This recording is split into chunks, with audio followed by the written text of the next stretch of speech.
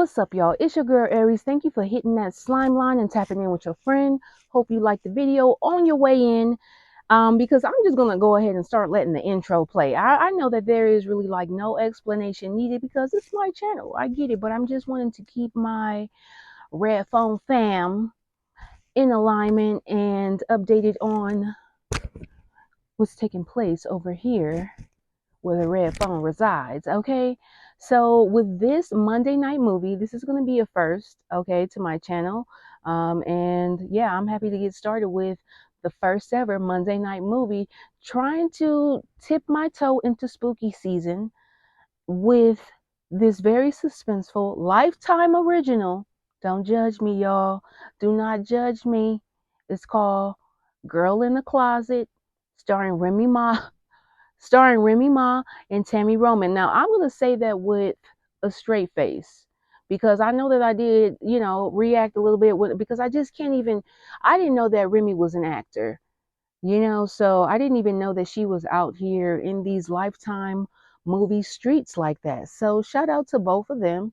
Shout out to Remy because honestly, although her character is listed as one of the main characters just for the namesake, I'm sure she wasn't in it through the whole movie, and I'll go over why. But I think she did good. So we open with a disheveled looking girl, hair all over the place, clothes, a little dingy, a little tattered, and she appears to be escaping or attempting to from a back door of a home. While there's this man, he's pretty big, like compared to her, especially. He's asleep there, but he does happen to catch her as she's on one of those third or fourth locks going down the door, and he doesn't just catch her. He drags her, he grabs, snatch her by her head. Okay, let no exaggeration.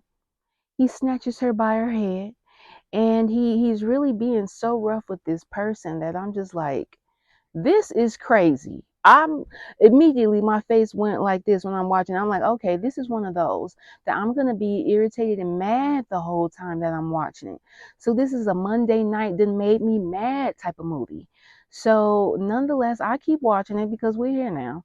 He grab her with a good shoulder, bop, pushes her down the window, he pushes her down the attic and into the door frame.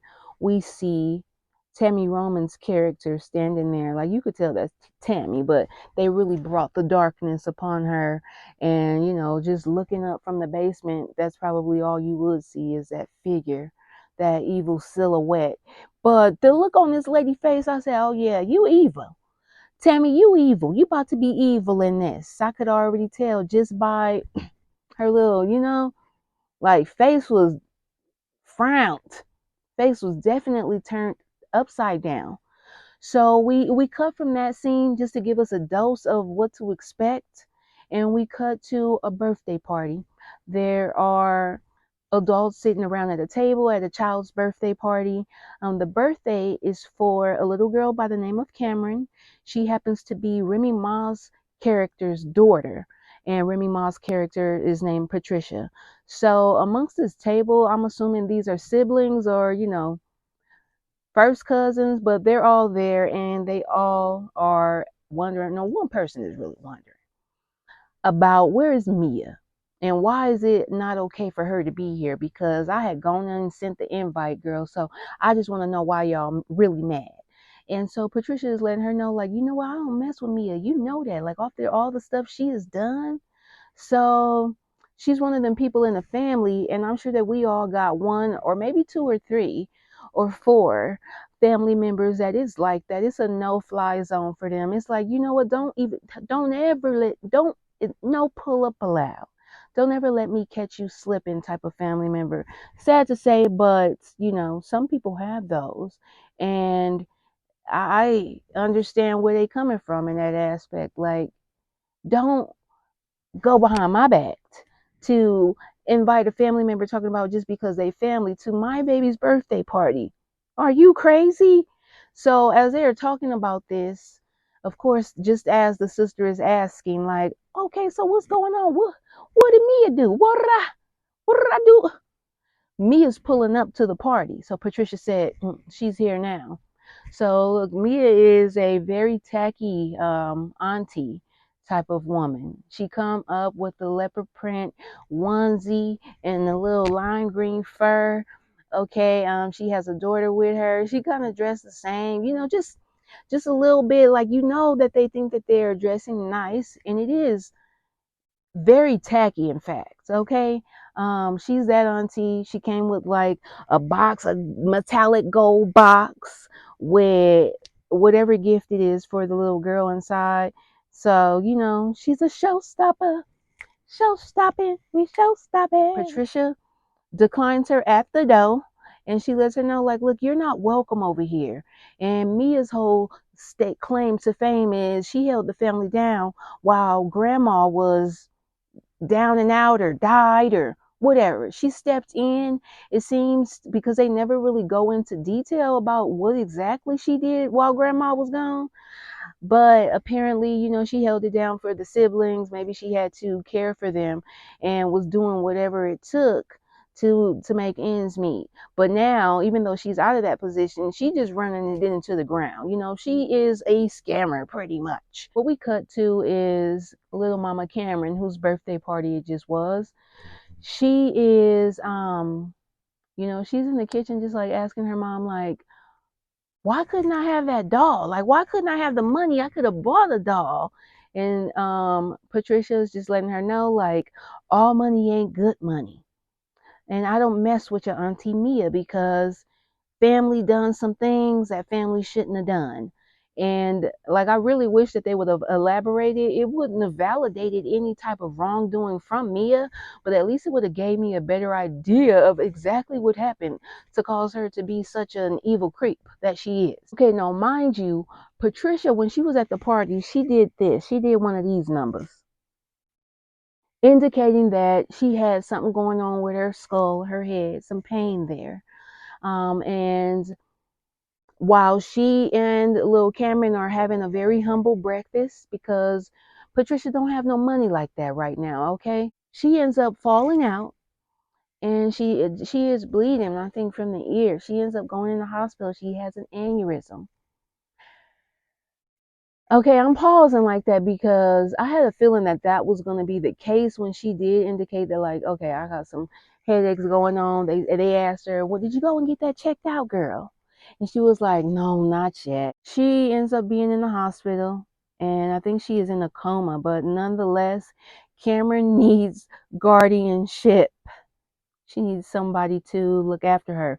Now, why none of the other four people were eligible candidates to take Cameron to their house until Patricia is up for it, I don't know.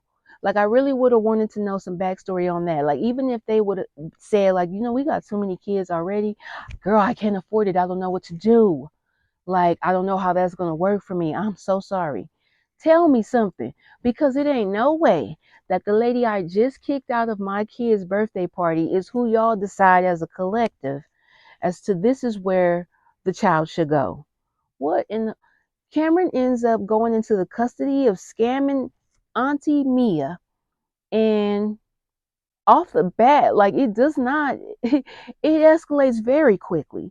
So little Cameron just looking around, she gets to the house, and you know what? She actually went back to the hospital to see her mom once more with Mia, but I think she had probably been there for maybe a day before she actually went and got it, the deal sealed, and came back to Mia's to get settled in. And at that time, like, Remy, Patricia, you were out of your comatose state. Yes, you were off by some time because she thought she was like out for like a couple of weeks or something, or maybe a couple of days, and I think it had been like a couple of weeks. But yeah, Patricia, you should have said then, you should have jumped up out that bed like you was trying to, not trying to leave, but to say it ain't no way this lady is leaving out of here with my daughter. It just ain't no way. She basically agrees to the terms, and it really wasn't no terms. It was just like, when you are up to it, when you have been rehabbed and you can take care of Cameron, then you got her. But until then, I got you, says Mia. So little Cameron, she gets to the house, she looking around. It's a man there named Chris. That's Uncle Chris. That's Mia's boyfriend. husband, that's her, the man of the house, basically. And so, yeah, she see Uncle Chris and he's kind of nice, but, they don't waste no time with just putting little Cameron down into that basement. And I forgot to tell y'all, it's already one person that we have been made aware of, okay, that lives, this is who lives in the house with Mia. It's Mia, it's Uncle Chris, it's Mia's daughter. She's like a 20 something with a child, and always is coming with the fact that they not flossing the way that they used to. That's a quote. Okay, and then we have Nancy. We have seen Nancy walking around cleaning stuff, breaking stuff, getting in trouble for it, getting beat for it. Okay, so this is a person that looks very disheveled also. I'm thinking that this is probably the person that we initially saw get dragged and pushed by Chris back down into the attic, back down into the basement. They all the same to me. Coming from where I come from, we have neither, okay? It ain't no attic, it ain't no basement. So any storage space like that, that's one and the same in my opinion. Cameron gets shoved into, she's getting showed her room actually, but it's downstairs into the basement. And Mia don't go and show her. She just push her down in there and lock the door behind her. And immediately she goes on down there and she sees like mattresses and pee buckets and chains and just rust down in a dingy basement. And this is a little kid, y'all. Okay, so Cameron, I believe, was like turning 10 or 11-ish when, yeah, I think she was probably turning 11. I was going to say when Mia kidnapped her, but no, when Mia took over her life and ruined it. That's how young she was. And she's going into this basement with um, strangers, adult strangers that she don't know nothing about. Earlier, before Cameron got shoved into the basement, Mia asked her daughter if it was positive, and they were referring to a pregnancy test. So automatically, I'm thinking like, who is like Chris assigned to getting the women in the house pregnant or what? What is really going on? But we discovered that also the people under the stairs consist of not only Nancy, but we have Joanne, which is another like 20 something year old woman, and we have Harlan, which is a 20 something year old man, and he is disabled. Okay, and so Nancy is basically laying down the expectations for little Cameron, letting her know that this is where you're gonna go pee at. Whatever you do, don't go behind this curtain. Because basically that's where Harlan and Joanne is gonna be trying to mate, so to speak, every minute of the day, every chance they get to make sure that Joanne is pregnant. That is just so disgusting. Like they were showing scenes of Cameron covering her ears like this, y'all, and I was just like feeling so bad for this little girl because allegedly this is a true story. Like I'm sure that people, it's not hard to believe that people pull welfare schemes and such, because best believe that every one of these people that's living under the stairs, Mia's getting a check for them. And I'm assuming that that's why you would think that that's why she's making them procreate in this way, because it's not really consensual in my opinion. So it's like it's not like they're just having kids at their free will, like they are really being forced to breed. Okay, so at this point, we flash forward just a teeny bit. And I am going to backtrack and mention one thing, that upon Mia getting custody of little Cameron, there was an incident where a caseworker was going to review Mia's case file. Okay, this is like, a social worker or somebody that's on her file for whatever reason, because she has these kids, or I don't know, because she has been reported to CPS in the past. I don't really know. But anyway, she has a folder down at the office. and a caseworker, he's trying to get up out of there, so he's going to offload his workload onto another caseworker. And she's just asking him like, hey, just making sure everything good with these, right? Because basically she's just going to sign off on everything. She's counting on him to have done the dirty work, basically, and he didn't.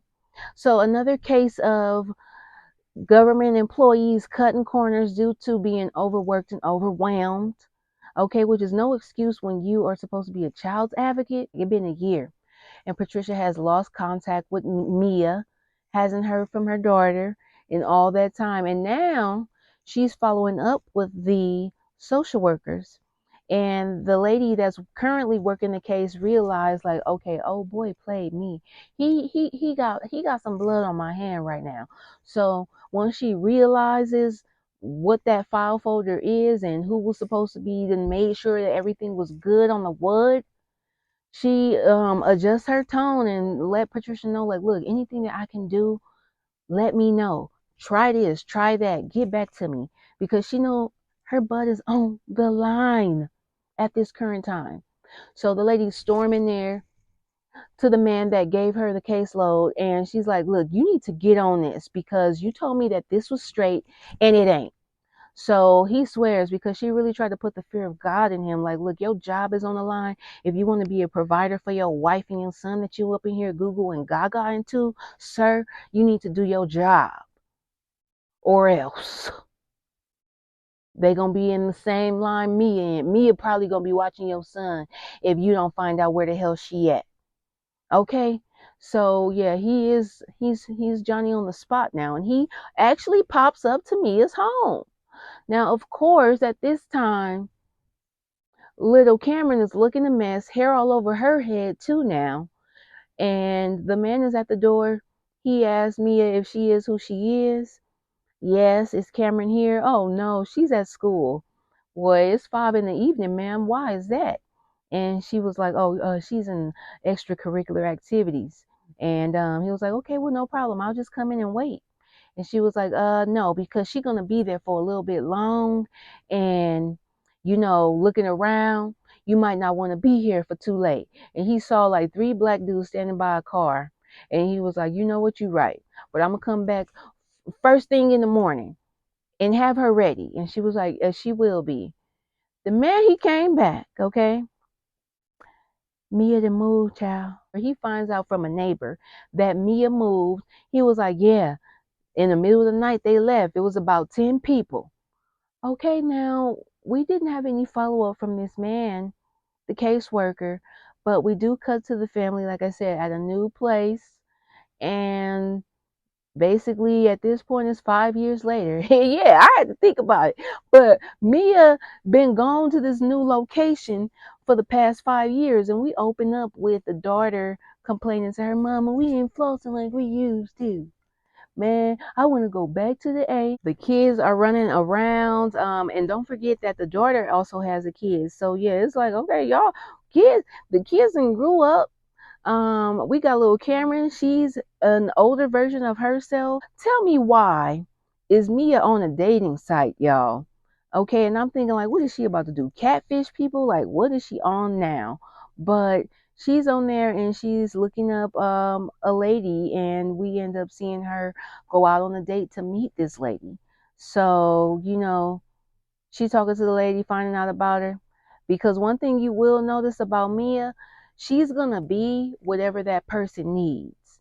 So it don't matter the individual, the age, or sexual orientation. She's gonna mutate and more and conform until she is what you need, just long enough to get you back to that house and in that basement. That's all it takes. So she meets this lady, and yeah, she's talking to her. She finds out that she's a nurse. I'm thinking, like, okay, she's a nurse. She's gonna need this woman on hand because Joanne is, of course, pregnant, and she's probably just tired of having to be down there. Because if y'all watch this, the way that Mia is coaching this woman through her delivery, like, she just like, come on now, push that baby. Come on now, push it out of there. So yeah, this lady, she is a military vet. She's allergic to something and she has a pill for that. She says she's allergic to a lot of things, but she takes these pills for the allergen. And she is a nurse. So Tammy convinces her to come back to the house because she got a big house and she just needs somebody to share it with. Now, why did this lady notice a wedding ring, a wedding band on Mia's finger? And Mia was able to tell her, "Oh, that's old. I thought this don't count if you divorced. If you're divorced, why are you still wearing it? Who do that? I just don't know." And I would really want to know who would just look past that. Okay? Like, so this lady ends up going back to Tammy to Mia's house. And without hesitation, it really was with hesitation because as they come into the door, Chris is in the couch sleep. And might I say that this furniture that they have is also tacky. Like it's leopard print. She got like some leopard print little like baby shower throne type chairs. What is this? Nonetheless, Chris is on the couch sleep. Now, lady, if you go into a woman house that you're meeting that's telling you she's divorced and single, if it's a grown man that she's not pre advising you of like, look, I got my brother, Trayvon, he is gonna be over here and he sleep on the couch, but just disregard him, girl, because we is going to the upper room. No, she didn't say nothing like that. But the lady see this man on the couch and she's like, you know what? I think I should leave. And she was like, oh, him? Don't like that's something else that don't count. Like just disregard that too, lady. And she does with her stupid Tammy shows her to where the magic happens. And guess where that's at? The basement. Ta. So without further ado, this lady is trapped in the basement, and just like all the others, they panicking and freaking out and banging on the door, and they just gotta realize, like, look, none of that's gonna work. None of that's gonna work. You might as well sit down and get comfortable, and we're gonna give you the ropes. So just relax. And Joanne goes into labor. So of course the nurse on duty is put into action to be the one to make sure that this baby is getting born. And they she already had that idea, like, you know what, when Joanne goes into labor, wait, how far along are you? Okay, when you go into labor, that's when we're gonna make our escape. And it was like, girl, it ain't going to no labor and delivery. Labor and delivery is right here behind this curtain. We're not getting out of this room. Okay, so tonight is the night. She's having a baby, and Joanne sadly delivers a stillborn. The nurse is like, yo, you know what? We need to get her out of here. She needs to get to a hospital. The nurse is a military vet. So she ended up trying to fight Chris or punch her way out of there, but she ended up bumping her head on the stairs, knocking herself out, run upstairs and get her pills. Cameron give her the pills. This is when she really started foaming and end up seizing up and dying, y'all. Why? So now, because this is a white lady, they feel like they need to get on up out of there. They're gonna move again, y'all. Evil Mia, being the villain that she is gonna convince this young girl of that she's the reason, and that if you know what, if the police ever ask, you need to remember who took care of you, because I'll let them know that you killed this lady down here. So think about telling on me and running away if you want to, because I know what you did last summer, Cameron. That's how Mia is basically coming at her, and it's like, girl, don't let this lady do that to you. That's what Nancy has to tell her. Meanwhile, she's telling Chris, you better get rid of this body. This a white woman. It ain't gonna be no just burying her. We need to get up out of here. And I'm just like, this lady has been missing though, regardless of her being dead or not. If you want to take the white woman card and slam that down, she been a white missing woman, regardless of her just now being dead. So the next scene is Cameron in the kitchen, and Cameron is in the kitchen and she's having like a, man, I thought this was for real. She was getting taunted and teased and bullied so badly by the cousin, Mia's daughter, telling her like, dang girl, you stank. Ugh, you ugly just like your mama. I guess it run in the family. And girl, Cameron grabbed that a fork, stabbed her in the neck so quick. I was thinking that this got to be. Thank you, Cameron. You just set it off in this mother. Okay, you didn't set it off. But she really didn't do that. It was just, she was having one of them, I'm so mad, I just wish I could moments.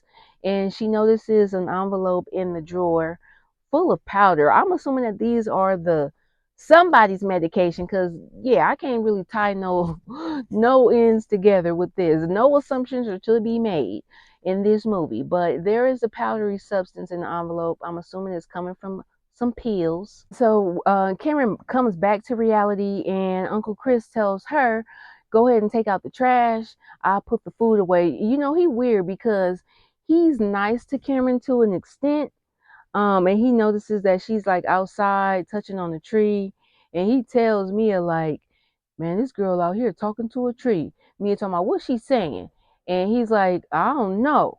It looked like she praying or something." And he was just basically telling Mia that Cameron different from these other people that's here. She knows somebody looking for her. Okay, any chance she get, she gonna take the opportunity to get up out of here.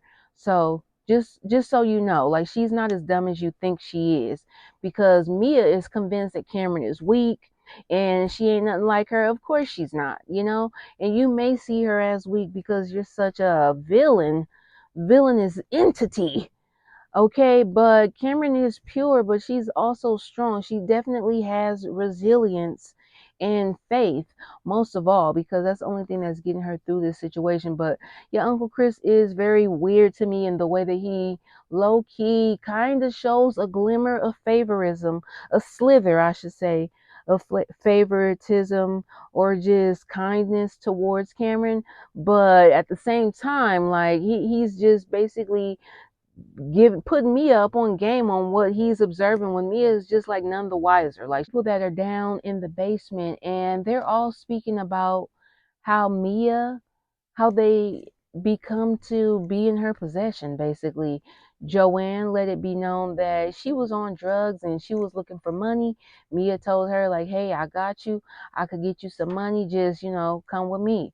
Harlan, he was looking for love, okay, and he fell for the trap. He probably met Mia on a dating app his damn self. Nancy, what was Nancy's deal? Oh, Nancy was actually on drugs and Joanne was a runaway. So, everybody was a little unstable and vulnerable to this wolf here in sheep's clothing. So we cut to Mia out somewhere. She's out and about with a stiff brown paper bag of, I'm assuming, with groceries or something in them. But when she opened up this trunk, the trunk was squeaking so loud when she closed it back down. I was like, oh my God. But she runs into like a wino type of man, and he's asking for money. And he's going on and on with a story about him being a military veteran and that he, just needs some money to get something to eat. She started questioning him about where he served and when. He didn't have the answers. But she was like, you know what? If you just want some money to drink, you could just ask for that. Okay? Just be honest, basically. And he was like, okay, I will then. And so she said, what's your name? And he was like, well, people really call me Pastor. And okay, she like, okay, Pastor, well, what are you willing to do if I pay you? And he basically said, like, if you tell me to jump, I'm gonna ask you how high every time, ma'am. Girl, tell me why this man has been hired to be pimping on these girls. Yeah. So she told him to basically get in the car. I'm gonna take you to the house and I'm gonna run it down. And it's a hotel down around the corner or something. We're gonna take these three girls down there, and basically they gonna end up knocking on every door, door after door. Whoever's still there is who's available. So little Cameron is just like, what's gonna happen when we go to this hotel?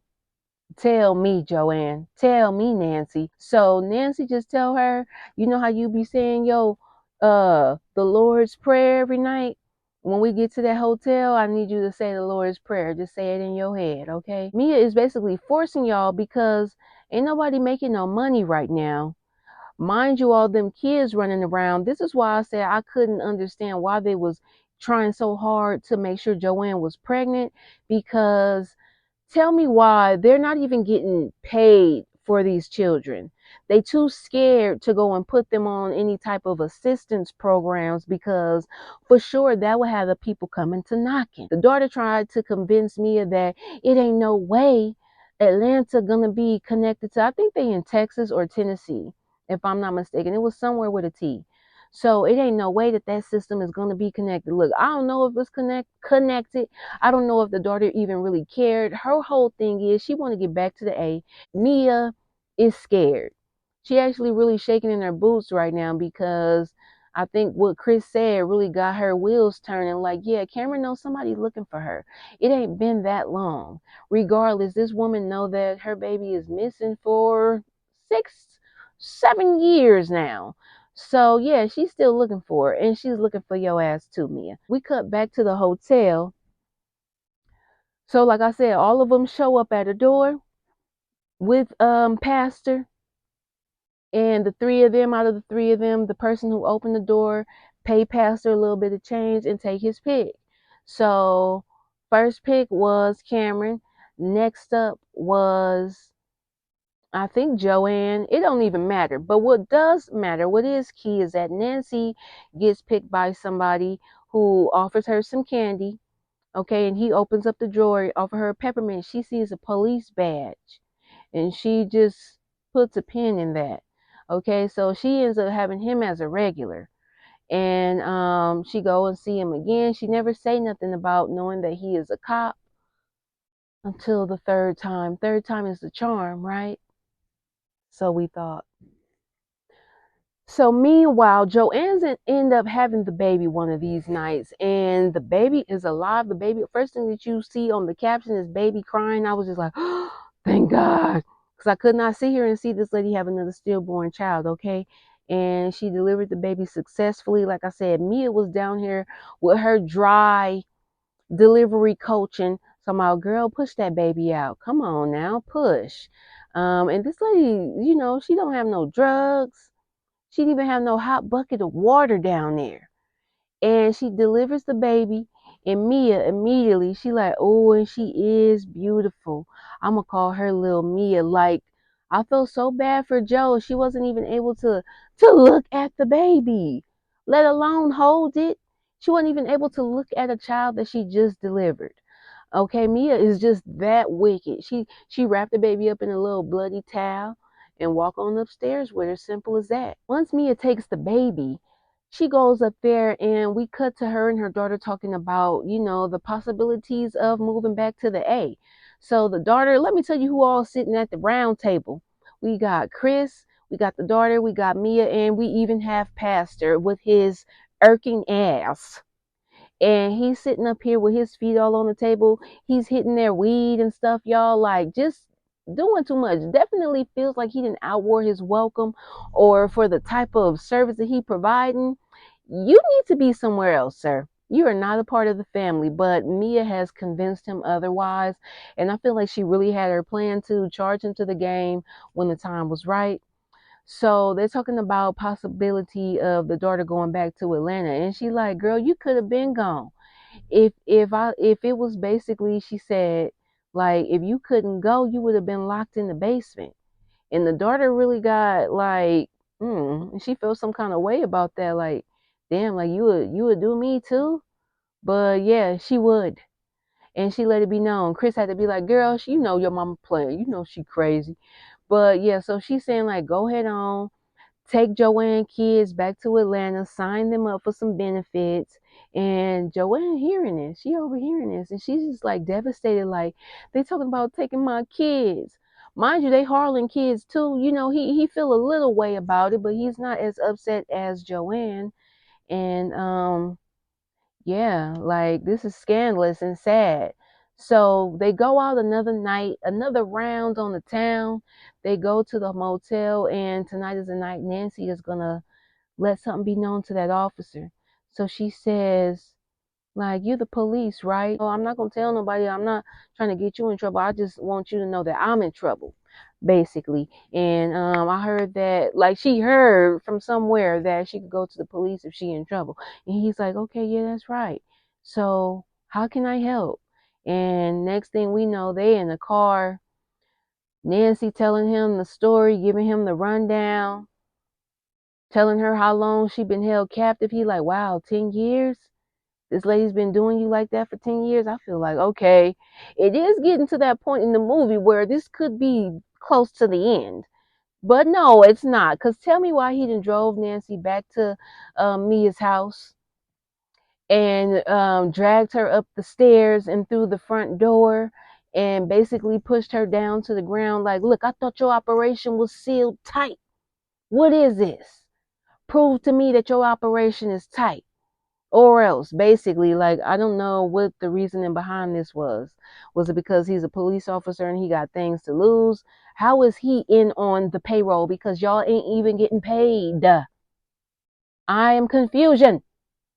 He slammed her down, and to prove that they do run a vacuum sealed tight operation, Mia she grabs her stick is what she calls it, but it's really a bat, and it's not no little Louisville slugger. This is a real full size MLB wooden bat that she grabbed and clocked Nancy upside the head so hard she went back down again and proceeded to get stomped out by the men in there. She got stomped out by Chris and Pastor. I was just like, oh my God, I cannot do this. Y'all, this movie is, I was really ready for it to be done at this point. So fast forward just a tiny bit. We get Cameron. She's in the kitchen because, like I said, she got freedom. The adults are always nodding off for some reason. I'm starting to believe that Cameron has been poisoning them with this little powder. And she sees that the baby is crying. Uncle Chris give her a bottle, and he sat back in the chair, but he tired. So Cameron offers to watch the baby, and he was like, "Yeah, yeah, watch her for me. I'm about to go and run a few errands. I'm about to get out of the house or whatever. You could take her to the basement." And because she had initially offered to bring the baby into the kitchen. So this is what I mean by Uncle Chris being low-key nice to Karen, because he knows if she's allowed to take the baby into the basement to watch her, then Joanne will be able to see the baby and, just be able to see her baby for the first time in never. So Cameron also drugged Pastor because remember Uncle Chris left. So now she go back upstairs to finish cleaning up. Why is Pastor demanding that she gives him a beer? Like, who do you think you are, sir? You ain't even in on this like that, man. So she drugged him a little bit with the little stuff. Gave him his beer, and she ends up taking Nancy because they took Nancy off the stroll and into the attic. She can't go to work. She been beat down for a little bit, so she takes her up there a water. I think maybe something to eat and an ice pack to put on her head, some frozen vegetables, and she just checking on her. And Nancy was like, Cameron, don't come back up here tomorrow. And Cameron was like, I'll see you tomorrow. Like, I got you. At this point, they navigating through the house. Basically, Pastor is giving the rundown to Mia that, look, you missing out on money with that one up there being down and out. So whenever you ready to go back, whenever she ready to go back out, like, this is what you could be making. And so Mia agrees to let Nancy go back to work. And Cameron is so happy to be able to go up there and tell Nancy the good news, just because they'll be able to be together. That when Cameron comes up to this attic to tell Nancy that she can go back to work tonight, and yay, that she discovers Nancy to be dead. I'm like, these people was just, y'all, how many more times is y'all gonna move? How many more times? Nancy's dead, and now, of course, the next best thing to getting the body out of there is just upping and moving. So Mia is demanding everybody to be careful with that VCR and all this type of equipment and gadgets that she has. They load up, and now that the daughter is in the A, they head up there. But catch this, the basement is very small. It is very small, and it's not big enough to house Cameron, Joanne, and Harlan at this point. So Harlan and Joanne stay down there. The cousins say, you know what, I got somewhere just for you. And then she ends up taking Cameron up to a crawl space. And that's all it is. It's upstairs. It's not like one with a little clothing rack. No, like this is literally just a small crawl space. And Cameron can't even stretch her legs. Like she can't even lay down. Like just imagine just being in a space with your knees up to your chest. There aren't supposed to be any dogs here, but Chris or Pastor bring it up that the basement is smelling and that they might want to get that under control before people start wondering what's going on. I think it was Pastor because you know he always got something to say and always got like some advice, and he's really not putting in on Nathan. So I'm just, like I said, I'm really confused as to why he ain't been off, just out of sheer frustration because you do too much. You sitting up here, you eating the same little Lay's chips, putting your hand in the bowl when Chris putting his hand in the bowl. It's like, man, get out of here. Can you go in the closet? The property management or the landlord comes to collect rent, and the cousin pays him the rent, Mia's daughter, and he's just like, okay, it's gonna clear this time, right? And yeah, she's like, yeah, it's gonna clear. So clearly they have still been having some money issues, probably ain't been able to get nobody on assistance. She's probably still low key scared to go on out there and jeopardize going to prison, Damon. The landlord goes down to the basement and he smells something. When he's about to get into his car, he can smell coming from the basement over to the driveway area that something just ain't right. So he goes over there and he actually cuts the deadbolt on the lock. And it stinks so bad that this man is literally calling for a dog. He like, come on, boy. Come on out of there. Come on, boy. Where are you? Out comes Harlan and Joanne looking like the damn Walking Dead. And the man is just standing there. I'm like, sir, hurry up and get your ass out of Dodge because I just felt like somebody was going to come and clock him over the head with the stick one time. But it never did. Luckily, they end up getting rescued from the house. Police went in, and the way that the police went in to take Karen out of the closet, he was just too rough. Cause you gotta know that there's a possibility that it's somebody behind this door with locks and bolts all on it. Like he just was not being. I guess he wasn't trained on that. That's what they be saying about the police sometimes, that they aren't trained on these type of issues that require care basically. But yeah, he burst in there, light all shining in her face and convincing her that it's okay, that the police and Cameron comes out, and the next thing we know is that she is reunited with her mom and the other auntie that should have had her in the first place. They're in court at Mia's parole hearing, and of course Mia want to lay it on thick, claiming that she done been through so much and all she's ever tried to do was provide for her family. Like, I hear just the tiniest violin playing, y'all, for this woman. And the parole board hear her out. They want to know if there's anybody else that wants to state anything at this time. And of course, Cameron gets up there and advocate for herself and let her know that, if she loved her family, she wouldn't have stuffed them in the closet. She wouldn't have sold their bodies, etc. It didn't. This is why I feel like, okay, if this was actually based on a true story, because anybody could say that about anything, but y'all could at least gave me some real time for a sentence at the end of this, like they do on Force 48 or something. Like they just basically said that the people involved in this crime had been given lengthy sentences, and that ain't even no cap, y'all. That's pretty much all it said, that the people involved in these crimes were given lengthy sentences. So parole was denied, and Mia was given this face toward the end like she was just gonna snap, crackle, and pop. But she never did. It was like when somebody just really wanted to cry, or they claiming that, like, I'm just so distraught, oh my God. But no tears is really coming down. Like, come on, do what you gotta do to generate that tear. That's why, as I mentioned in another video, on my first video for the Found series, that first recap, I mentioned the way that I appreciate the art of crying when it's done on film, because come on, Show me what you got, honey. Let them tears well up. Let them bead down your face. Show me that you love me. That's what I like to see. I wasn't getting any of that though. Nonetheless, this was it was something to watch. I'm not gonna just completely hate on it.